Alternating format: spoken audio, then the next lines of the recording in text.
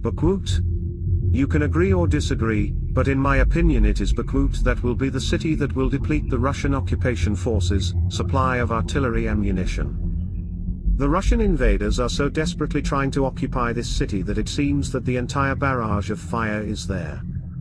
The concentration of artillery in this narrow direction will have serious consequences for the Russian troops, namely the depletion of the warehouses to the level of unusable ammunition, with all the consequences. As a bonus, the units would be exsanguinated. As a result, Russian troops are now hammering a nail into their coffin near Bakhmut. Ineptly, persistent, desperate. Next, counting only on their own production from the first quarter of 2023. And its own production is from 1 to 1.5 million artillery shots of one or another caliber per year. That is, solely counting on its domestic production, Russia can provide an average of 2.5 to 4,000 shots per day, which is 5 to 9 times less than today's potential. Not forgetting the logistics and problematic delivery. And this is not to mention the fact that there is a colossal wear and tear of the already exhausted resource of the barrels, as well as destroyed in the artillery duels of the Russian artillery. If Bakhmut is not the nail in the coffin of Russian artillery potential, then what?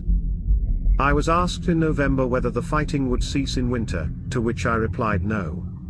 Because in winter fighting, the one who is better prepared for winter wins, and the AFU has been preparing since September, while the Russian forces have been preparing, as usual. And here are the first examples of the occupation troops preparing for winter. So, in Lugansk in recent days there is a strong frost, and even at severe gusts of wind. As a result, by the end of this week the Lugansk Regional Hospital was clogged with wounded. Only they are not dominated by shrapnel or bullet wounds, but by frostbite of the limbs. Frostbite is now becoming the main cause of sanitary casualties. And this is just the beginning of winter. There will be hellish nights and days ahead, when the temperature drops below 20 degrees Celsius. What is interesting is that convicts of the Wagner group are kept separately from the newly mobilized and are sent either to Alchevsk or Novosvetlovka at once.